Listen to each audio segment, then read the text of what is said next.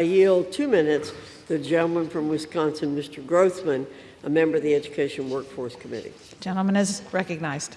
Thank you. I'd like to, first of all, thank Representative Miller for introducing this Congressional Review Act. I'm old enough to remember when Title IX was passed back in 1972. I will guarantee you there was not one congressman who voted for that thing 30 years ago, 30 years ago?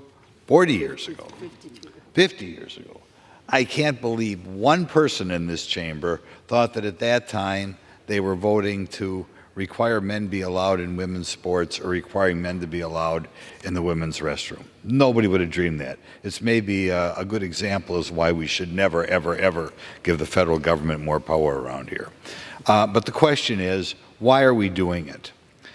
And I think we're doing it because the Democrats are doing it, President Biden is doing it, because he wants to sympathize with the most radical of LGBT agendas.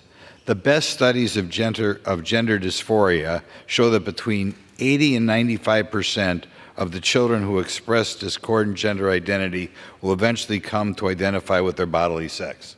So when we try to normalize this, when we try to say it is okay for guys to participate in women's sports or okay for guys to use the women's restroom, what we are doing is we are lessening the chances that people will kind of come out of it and go back to their natural gender. And I believe that is the goal of President Biden's order.